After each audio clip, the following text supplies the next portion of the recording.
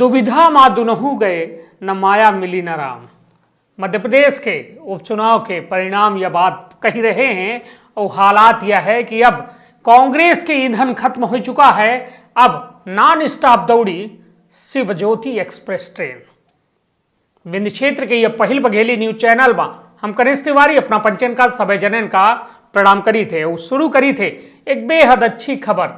और अच्छी का मतलब चुनावी परिणाम की खबर, जो मध्य प्रदेश के चुनावी परिणाम 19 सीटन में काबिज है भारतीय जनता पार्टी मध्य प्रदेश के उपचुनाव में और महज 9 सीटन तक सीमित के रह गए मध्य प्रदेश के कांग्रेस।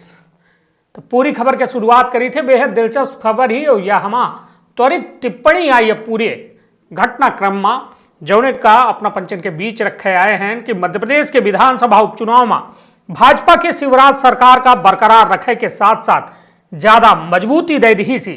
यह नतीजा एक बार फिर से कांग्रेस का करारा झटका दी सी और भाजपा अपने रणनीति में सफल साबित भई।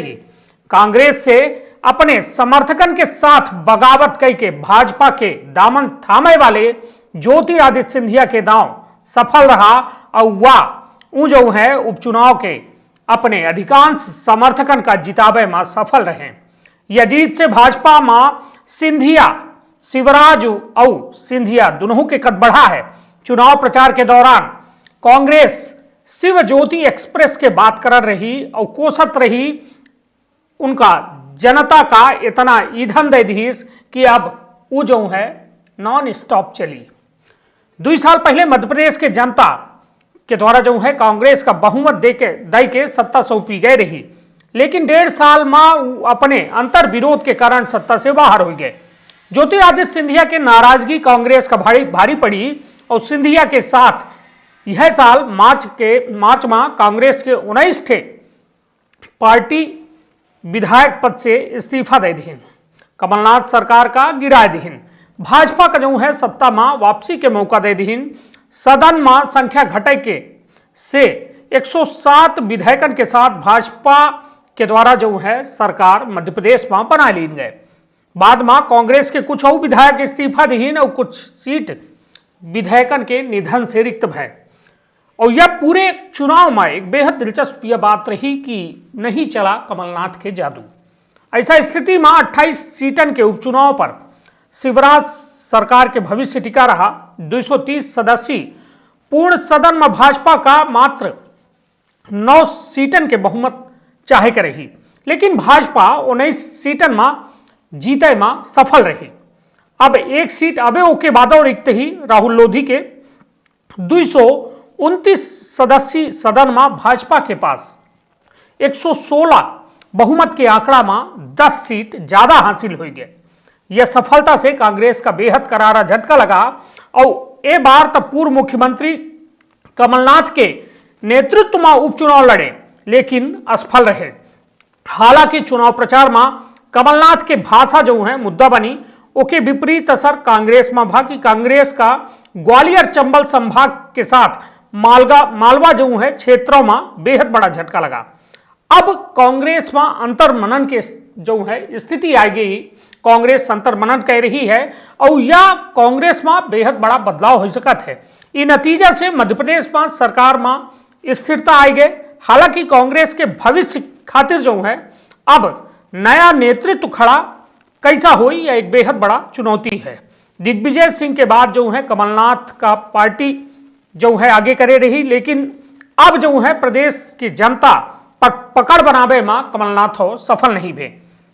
अगले विधानसभा चुनाव अब 3 साल दूर हैं, लेकिन सबसे बड़ा सवाल है कि आखिर अब अगला चुनाव नेतृत्व को करी और विधानसभा में अबे वर्तमान में नेता प्रतिपक्ष कमलनाथ हैं, लेकिन अब ओहू में बेहद बड़ा बदलाव हो के संभावना है। तो निश्चित तौर पर यह मध्य प्रदेश के या उपचुनाव के परिणाम बेहद बड़े रहे और यह परिणाम जो है बहुत कुछ तस्वीर मध्य प्रदेश के साफ कर दी है।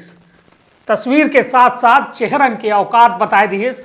यहाँ तक कि यह पूरे मामला में चुनाव परिणाम के बाद ज्योतिरादित्य सिंधिया के बेहद बड़ा बयान आबा, उनके द्वारा साफ तौर पर 3 लोगों का टारगेट कीनगा, कहागा कि अब जनता फैसला कह दी है कि गद्दार को आए।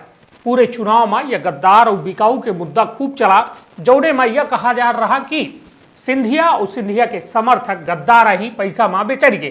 किंतु जनादेश आवे के बाद सिंधिया के पहल जब टिप्पणी आई तो उनके द्वारा साफ तौर में यह कहा गया कि जनता बताए दिस कि आखिर गद्दार को आए, गद्दार जे रहे वो चुनाव में जो है बाहर हो गए, हार के बैठ लागे, उनकर नेतृत्व जनता स्वीकार नहीं करीस। और दूसर एक बात महत्वपूर्ण वो कहें कि पूर्व नेता प्रतिपक्ष अजय सिंह राहुल के द्वारा एक टिप्पणी की गई रही कि यदि ग्वालियर चंबल अंचल के 16 सीट जो है कांग्रेस नहीं जीते तो वो राजनीति से संन्यास ले ली।